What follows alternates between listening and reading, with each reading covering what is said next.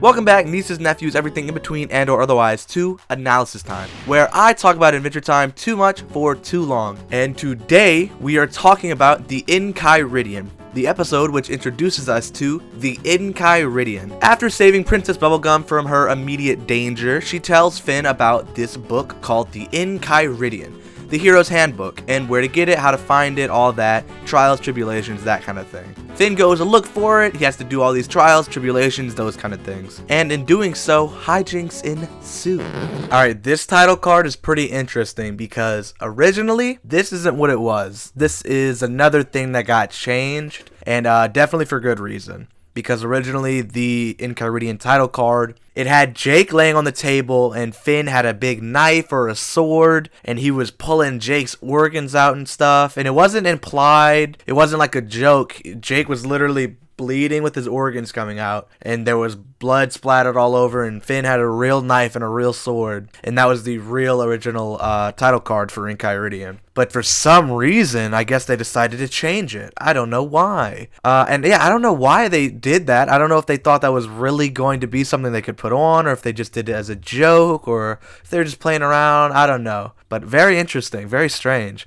And so now you get this random Jake laying on a table and Finn pretending to hit him with a bread. I don't know if that was originally the intention, like this was the original one, and then the animators or the artists, they did a separate version where Finn had a real sword and they weren't just playing. But it's very strange. Also, if I remember correctly, Finn and Jake, they were smiling in the other version as well, making it seem even creepier. But with the version we do have, like I said, it's Finn miming stabbing Jake with a baguette, and there's a bird outside on this window, and there's just this like blank background, and it's very strange. I don't know where this would be, but again, we have the WoW 10 cents, the Enchiridion, another example of these title cards being like magazine covers in universe. Pretty interesting. Got a lot of candy people here. All right, this guy is very unique. Don't see much of him. This looks like the Lollipop Girl reskin. And in the first episode, I kept saying this might be like a version of James before they had it nailed down. But I was going through later to get footage for stuff, and there was already James established at this point, and this guy also existed. So that idea is kind of out of the way now. And we got Root Beer guy in his still kind of big state. This guy's got like a horse hat. That's cool. Oh, look, this guy is like this guy. I think they're supposed to be like candy. What's it called? What is that stuff called? Cotton candy. They're supposed to be like cotton candy people. That's a very unique design. I like that. I wish you saw more of that. Jake, this party is so crazy. Man, every night on Adult Swim when it would move, or sorry, on Cartoon Network when it would move over to Adult Swim, they would always use this clip of Finn saying this party is so crazy before they're like, oh, but we gotta go, and then it would be like Finn and Jake crying. I think it was the James episode. Wrong! This party is so crazy. That's all for tonight. It's okay. We'll be back tomorrow. So it's just like if you hear that, like I always hear that now as well. Look at this guy's butt. This guy's got a booty on him. This guy too. Finn looks kind of weird here. Right here, they look very like almost too smooth. Weird. So Finn, do you have a girlfriend? Who's talking? Who said that? Is it this Gumdrop girl? So Finn, It is. Do you have a girlfriend? Oh my gosh, I can't believe you just said that. Dude, freaking Punch Bowl. That's Uncle Gumbald right there. So, yeah, spoilers for the whole show, like I always say. Way later, like season 10 later, it is revealed that a few of our favorite candy people are, in fact, members of Princess Bubblegum's family when they got hit with the Dum Dum juice. Old Punch Ball here is good old Uncle Gumbald. Where's the party?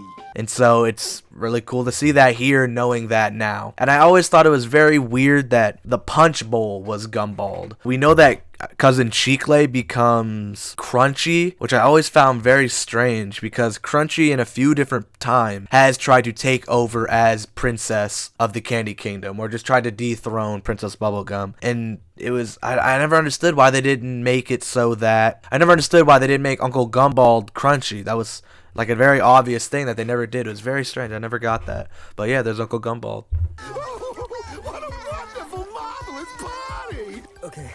Oh god, Cinnamon Bun's voice. Oh my god. So, Punch Bowl over here, as he is known in the IMDb, is voiced by Mark Hamill, who you might know as a million different things. He's a highly acclaimed voice actor, and also Luke Skywalker. If you're big into animation like I am, you know Mark Hamill from cartoons. I never really watched Star Wars. I know that most people are going to know Mark Hamill as Luke Skywalker. But my nerd ass, I know him as, I think, Skips from Regular Show, the Joker from a bunch of different projects, and 1,000 other voice roles here and there. And here is, here he is as Punch Bowl. And then we have D. Bradley Baker here doing a very weird Cinnamon Bun. And I don't know if he does Cinnamon Bun throughout the whole show, but right here, that is not my Cinnamon Bun. Cinnamon Bun has a very distinctive voice, and this is not it. Sorry, D, but you missed on this one. Take a listen. Okay, I'm gonna do it. Okay. Everyone watch! I'm gonna do a flip!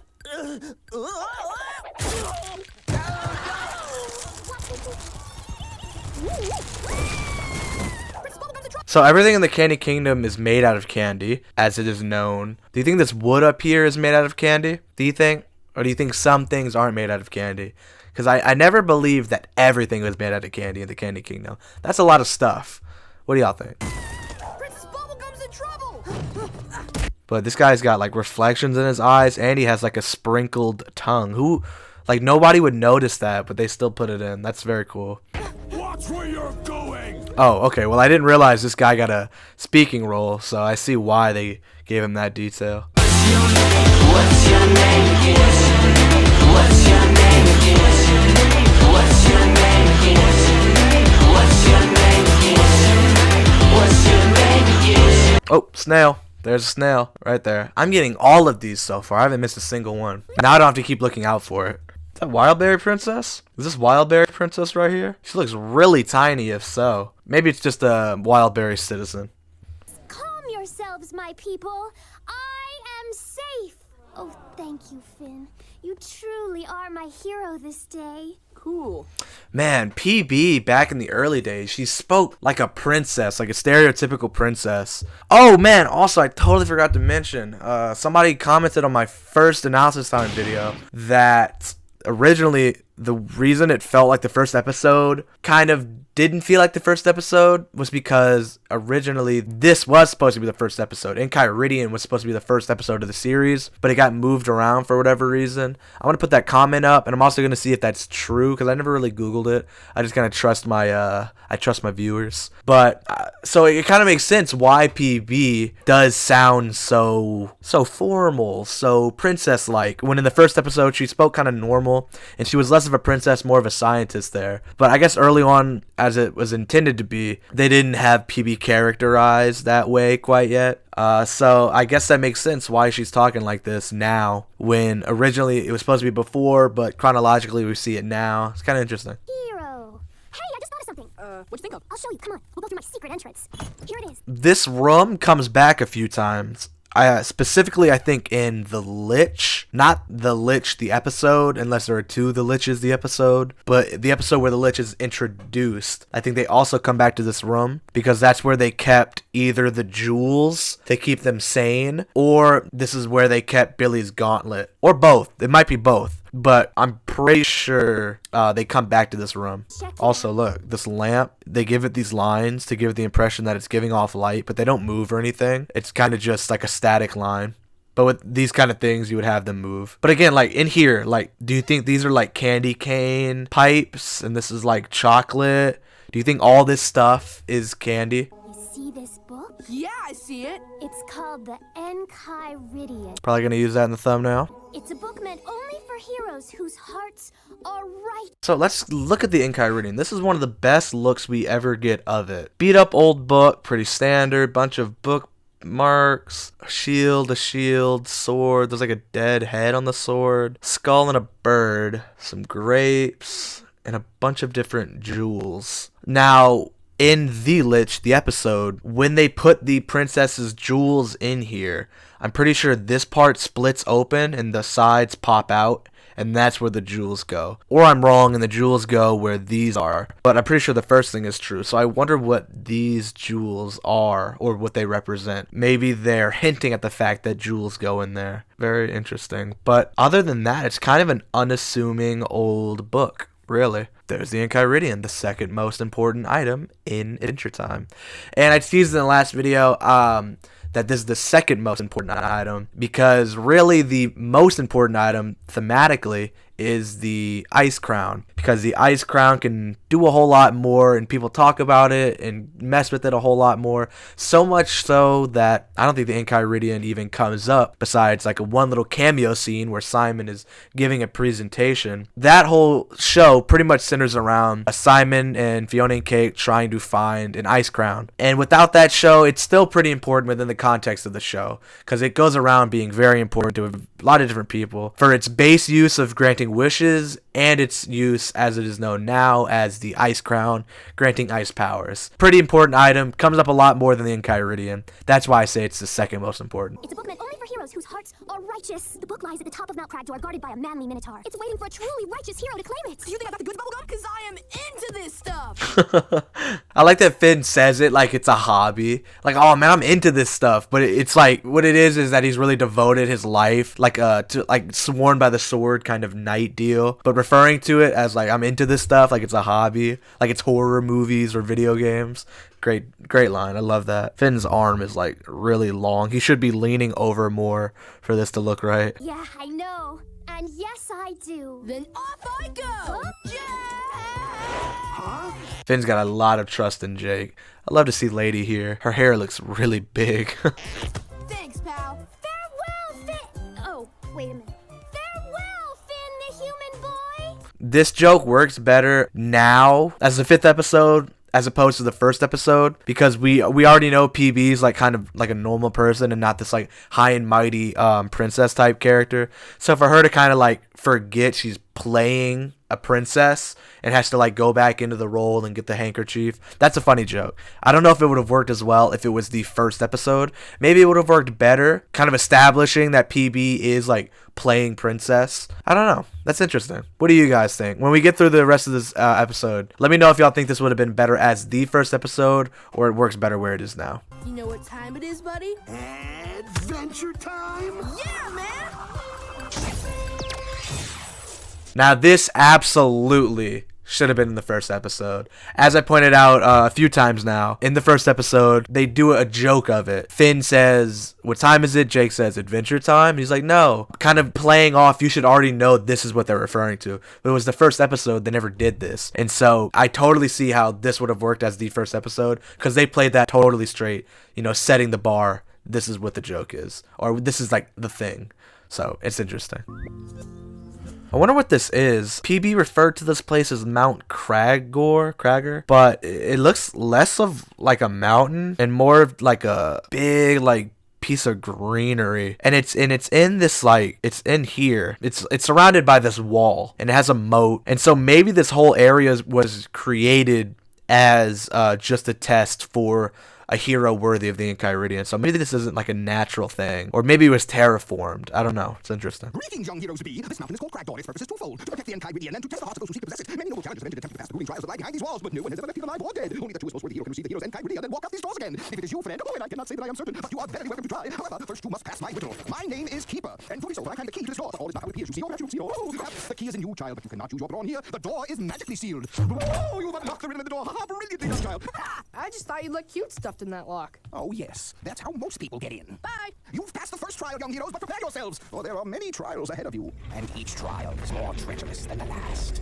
Oh, that boy Keeper did not stop talking. And the person who didn't stop talking for Keeper to be talking all that much was John Machida Jr. Might be pronouncing that wrong. Sorry sorry if I am. That was Keeper, and Keeper has a big key on his head. As a kid, I always thought that that big old key looked like just the letter F. I didn't even think it looked like a key. But I do wonder, I've always wondered this since I saw the second character, Bucko. Bucko is a little hologram guy that the Enchiridion keeps to explain all the Enchiridion stuff. And both of those characters are like expositor characters letting you know about the thing you're dealing with, and they also talk very fast for very long. And so I wonder if Bucko and Keeper are like the same species, because I'd imagine that Bucko, who was a hologram, was probably based off a real person, or maybe based off someone of this species or role or whatever, because they look the same as well.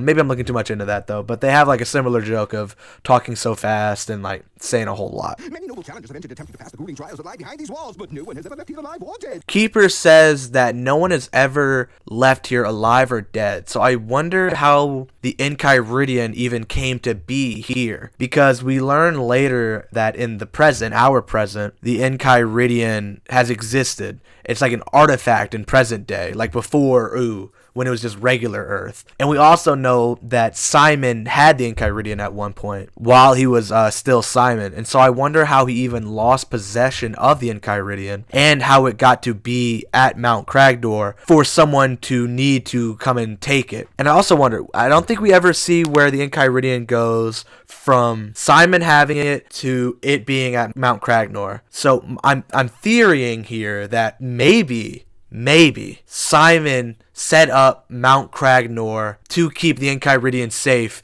because he knew how dangerous it was. Maybe that's a reach, but there's that piece of time between Simon having it and it being there that we have nothing to account for. And so with the knowledge we have, someone between then and then set up Mount Cragdor. And so I wonder who that could have been, and how did they get the Enchiridion from Simon? And when did he lose the Enchiridion? That's very interesting. I wonder, what do you guys think? Let me know. Also, did Billy ever have the Enchiridion? Because we know the Lich knows about the Enchiridion, the Enchiridion's true power. Does Billy ever mention the Enchiridion? I really can't remember. Let me know. Please, reveal to me how you unraveled my clue. I just thought you'd look cute stuffed in that lock. I don't want this show to be so much of Uncle Lloyd explains the joke, but whenever I don't get a joke and I get a joke later, my headphones are falling again. I want to point it out because as a kid, I never got the joke. How'd you know to put my head in the lock? Finn says, "Oh, I just thought you'd look cute in the lock." I never got that because in my head, obviously he's wearing a key. Use his key on the big keyhole. But Finn just thought he'd look cute. I don't know if Finn is joking about that, just messing with Keeper, or if he genuinely thought he would look cute. And then Keeper even goes on to say, "Yes, that's what most people think." And so again, I don't want to explain every time there's a joke, but if I don't get it and then I get it, then I'll explain it, or I won't if it's like so obvious and I'm just dumb. But let me know if I should stop explaining jokes. But I will say that the key on this door, that wouldn't work. Keyhole can't split open like this down the middle. The mechanism wouldn't work. There's a lot of like debris here. A washing machine, a dryer, tire. Talking on fire, spin at fire, buy her, get a diamond ring that I buy her. Like a thing. I wonder if that shows just how old this area is. Because when Simon was coming through, if Simon really did set this area up or had some part in setting this area up, likely not. But if he did, that would mean this area had to have gone like untouched for like 1,000 years. And that's why there's like so much debris here. Comparatively less than outside of the walls of the mountain. Many theories, bro. Is that way. What? Dude, you can't smell the book from here. It's in the castle on top of the mountain, in a room. Okay, here I go explaining the joke again. I don't think Jake can actually smell the book. I think he's messing with Finn because all the information he gives about the book is like very obvious. Obviously, it's at the top of the mountain. Obviously, it's in a castle. Obviously, it's in a room. And so again, I explained the joke. Jake is messing with Finn, and I just got that right now. Wish you had one, huh? Finn doesn't have a nose. This way. I like when Finn uses his ears as nubs, or his nubs as ears, because his ears are obviously down here. But like right here, and then in Dad's dungeon, he like pushes them down to cover his ears. It's always cute. Finn, cover up those nubs on your head. Man. And it was around this time in the show that I started questioning, like, what the fuck is this hat that Finn is wearing? Like, what is this? This isn't a, nobody wears a hat like this in real life or the show until way later when they explain that they do. This is serious, Marceline. What if I was a vampire? You need an animal hat. Ah! He's biting my hat! But yeah, this hat is so weird. How did they think of that? Yo, Finn, are you alright? Pretty sure this clip was in an episode of We Bare Bears. Yeah, it was when Chloe, the human friend, was watching TV in the living room and the bear showed up. This was playing on the TV in the background. Fun fact about that show, Chloe's mom is voiced by Nikki Yang, who voices BMO and Lady Ranicorn. So that's cool. Oh, thank you for being so nice to our Chloe. She talks about you guys all the time. Thank you for saving us. I think that's D. Bradley Baker. They're numbered as Gnome 1, 2, and 3. I don't know who's who, but I'll go through the gnomes. Gnome 1 is by D. Gnome 2 is John Mashidi. I don't know. Same as Keeper. And then Gnome 3 is Mark Hamill. So I'll keep an ear out. Now we can destroy this old lady. That might be Mark Hamill. But here we go. This was something I was looking forward to pointing out. Is this old lady a human? Is this a human old lady? I have no clue. I think originally it was supposed to be a human old lady before it was important that Finn was the only human in Oo. And so it probably got retconned somewhere that this is actually like, I don't know, a troll or something, but it's not a human old woman. Or maybe it's an illusion or something. And I would be fine if it was illusion, because we learned that a lot of the stuff that happens in Cragdor isn't real. It was all just a test to test Finn. And so I would have been fine if this was just like a magic potion or whatever. But at the end of the episode, when they're all sitting down at the table eating or whatever, the old ladies are there. And so it's definitely a real person, just not human, you know, proactively or retroactively. So I just wanted to point that out. Sometimes they slip up and draw human. What?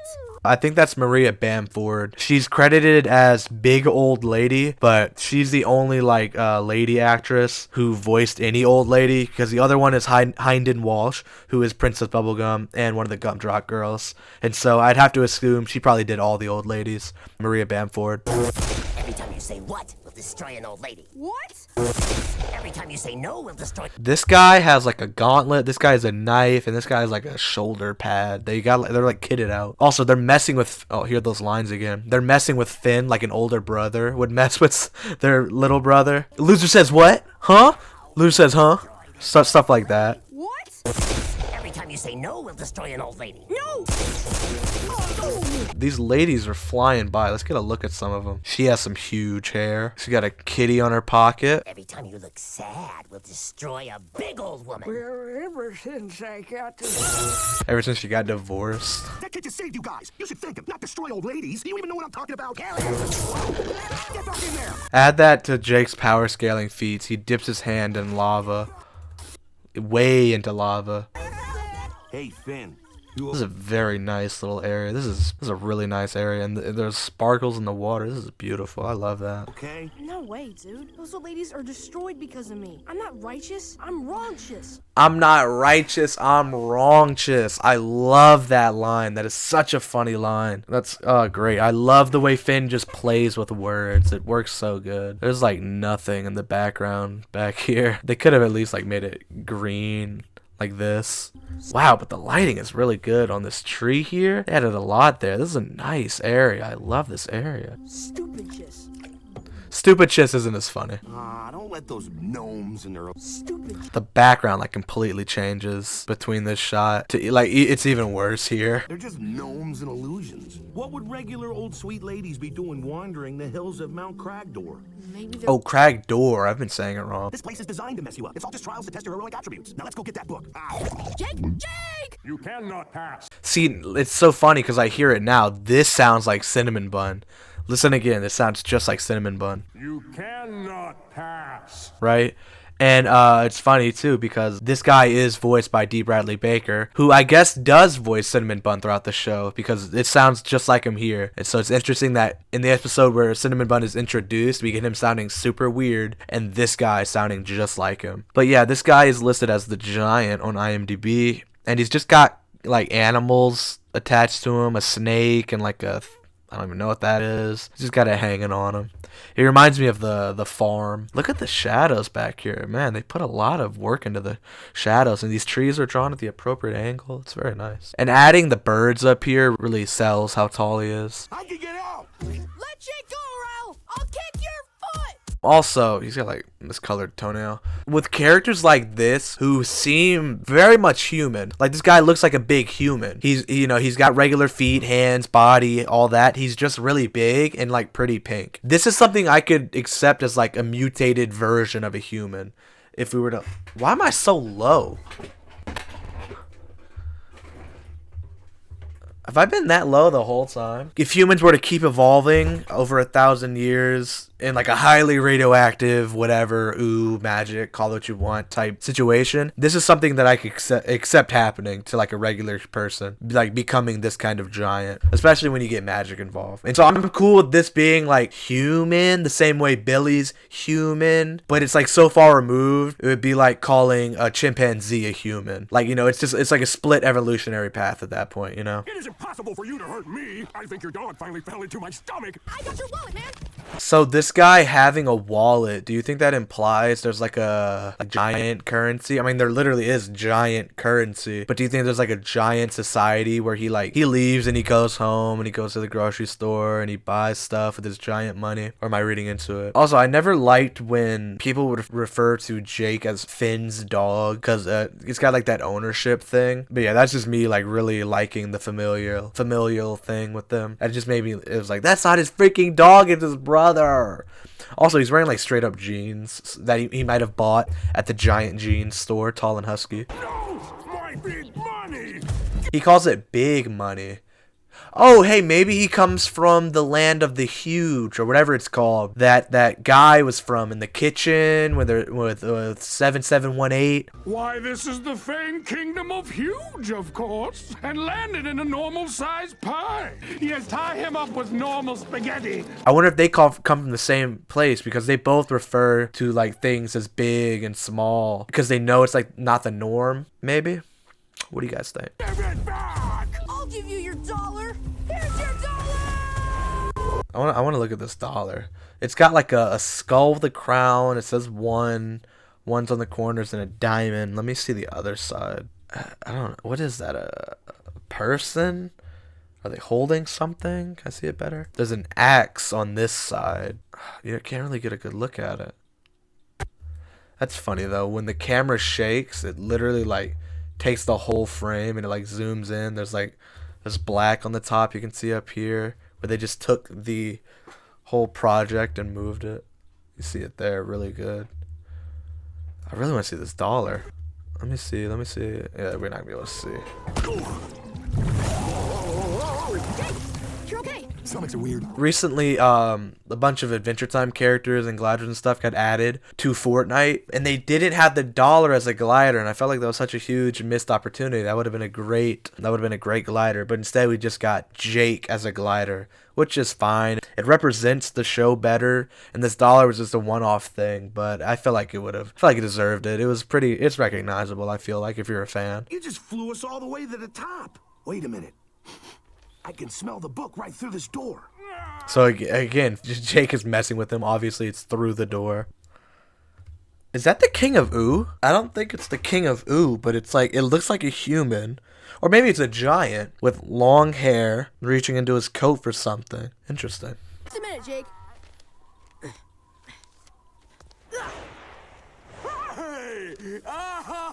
I can see it a lot better there. Yeah, but it looks like he has either a beard or a weird smile. You know what that was? That was righteous. Thanks, Jake.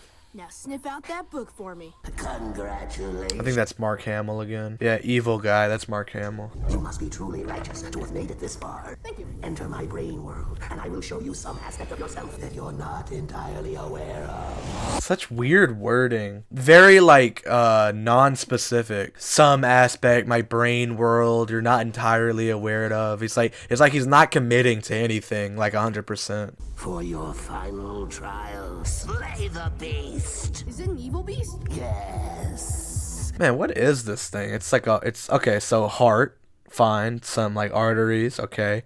Artery feet, fine. And it's got like a scarf thing. Alright, that's random. And then it's got like an electric bone arm. Random again. But you know, that's the beast. And it's evil! Will you slay it? Shoot, yeah. I'll slay anything that's evil. That's my deal.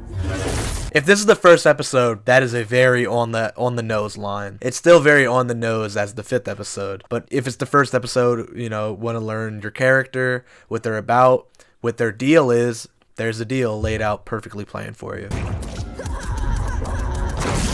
Whoa, that was straight up blood. I'm surprised they can show that. Wow. That's just straight up gushing red blood. No trickery there. Wow. You've done well, hero. Thank you.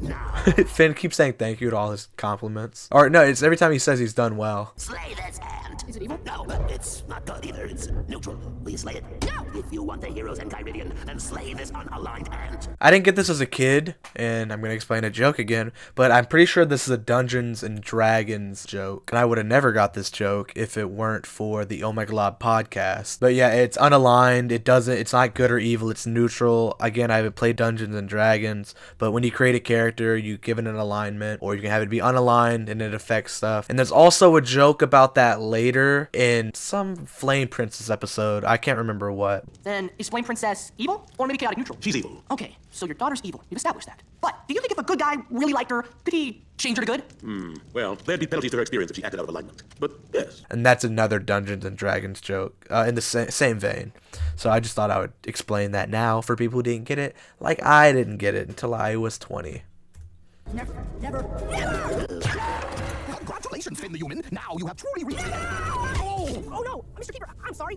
Why are you wearing that little devil costume? These are my pajamas. I was getting ready for bed. It's the middle of the day. He's getting ready for bed. Also, he's carrying around a pitchfork. Like, what is he doing? A part of his pajamas, he has like accessories, props. Jake, you made it. Are you another trial? Trial? Oh no! Alright, so the Manitar, or Manish Minotaur, whatever. I'm sorry, not Manitar. That is from Gravity Falls, the Manitars. But the Manish Man, this guy's voiced by, oh, there's so many hard to pronounce names on here. Fred Tatasciore. That's who voices the Minotaur here. I really like his voice. I really like this character. I think he comes back like one other time. I could be wrong though. I'm Manish Man, the Minotaur. So, can I check out the Enchiridion? Can I? Yeah, come on. Let's go check it out. We've been watching you guys on our magical... So, I could be wrong, but I think when this originally aired, this old woman right here just popped in. She still just pops in. You can see her pop in. Keep an eye out. Like right here. She just pops in. But I think originally when they posted this, or aired it, I should say, she just popped in. It was an animation error. It still is an animation error. But when you hear it now, you can hear there's a pop sound effect to kind of rectify that, make it look intentional. We've been watching you guys on our magical viewing globe. All right, Finn, are you ready for this? The Enchiridion! You deserve it, Finn. Really? Yeah, Finn. You're the goodest of heart and most righteous hero I've seen here. His like nose ring changed shape from earlier when he was first introduced. It was round and now it's square. Crack open that book and read something for fun's sake, all right? Okay, so that's twice now they've done like a curse word swap. Finn said shoot yeah earlier in place of shit yeah, and then Jake says crack it open for fun's sake in place of fuck's sake. Or fuck's sake, for fuck's sake. Yeah, for fuck's sake. Sorry, it sounded weird when I said it the first time. So it's funny they did it twice. I didn't mention anything the first time. I was just going to let it go because I feel like I was talking too much. I will talk a little bit more though. I really like the Manish Man. He's super cool. I wish we would have gotten more of him throughout the series. He could have been like a cool mentor to Finn. But we do get Billy, who is absolutely Finn's, like, he's idol. But he's not around so often. He kind of shows up then and now. But Manish Man is very cool. I just would have liked to see more of him personally. How to kiss a princess, chapter 5. So let's start over here. Brave hero, let your something sword be sheathed for something, though it be your best and most untrusting cool. Us cannot help you upon the treacherous terrain upon which and you now embark. Oh wait, I think you can read it fine here.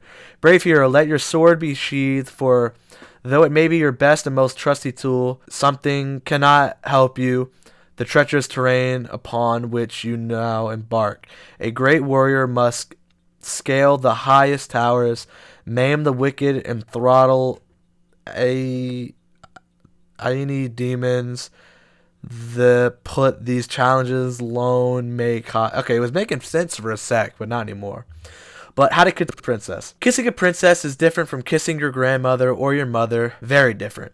A peck on the cheek is not going to cut it. Nothing but lip-on-lip action will suffice with a true princess. It's best to first practice on the lips of a monster. Oh god, the lines are throwing me off. It's best to... Oh my god, this is messing me up. The curves are throwing me off. It's best to first practice on a lip monster, but proceed with caution because, as everyone knows, a lip monster can easily, I assume, kiss you to death. And there's what that says. I've seen this episode a bunch of times, never read the passage. Princesses? This book is huge. Holy shit. I don't think the Enchiridion is always this huge, but it is a big old book. And Finn is he's keeping the page for later. What'd you just read? Yeah, what does it say, Finn? It doesn't say anything, Princess. Manish Man! Yeah! Oh, okay, so look at that. The old ladies, they pop out. They pop away at the end. Pop. And that's the episode. You can hear screaming at the end there. But the old ladies, they pop out at the end. So maybe they really were illusions. They weren't actually there. And I said all that for nothing. And they really were just illusions. The gnomes weren't there. I wonder if the gnomes were real or illusions. Or maybe they weren't supposed to go back in the lava like Jake put them. But they kind of messed up the flow, so they just left them. But that was the episode. So what did I think? Honestly, I think this episode gets a lot of points because it was supposed to be the first episode. So you view it as that. And it gives this weird vibe for Adventure Time now that it has almost 2 first episodes. The actual first episode and the intended first episode. So I kind of got to watch both as both, which you don't usually get. As a regular episode, it was fine. It was just kind of a standard Adventure Time. Going out, doing fun stuff, getting a cool reward. But if it were to be the first episode, it's a bit more interesting because in that regard, it's setting up all of these established things that we would come to learn about and be expecting throughout the whole show, like the Adventure Time joke, for one, which, as I have mentioned 100 times by now, was kind of played off of in the first episode, the true first episode, as if you were supposed to know what it already is. And so it was weird seeing that in the first episode, but even weirder knowing like it was supposed to be an actual setup joke for the first episode, the intended first episode. But beyond that, I thought it was fun. I thought it was cool. Honestly, I'm struggling to say stuff that I really like because it was kind of just like a cookie cutter pilot episode. So much so that, like when I said in the video, Finn says, "This is my whole deal," or whatever, something along those lines. Something that would be very on the nose for a pilot episode of a show. And knowing that this was supposed to be the pilot episode, it's weird to hear him say that 5 episodes in.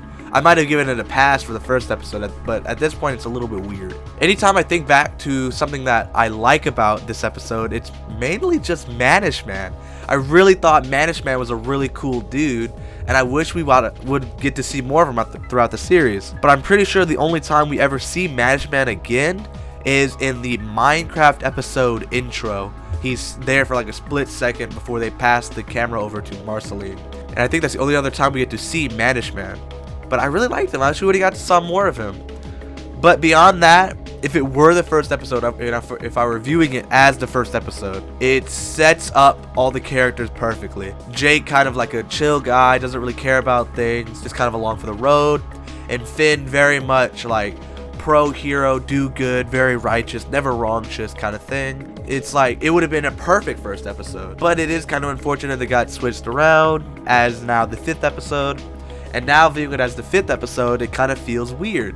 And so I kind of have to view it as a weird episode in the context of the show. But thankfully it is early on enough to where you didn't really notice. If you didn't know, then you wouldn't have known. It would just been like, huh, that's a couple weird things here and there.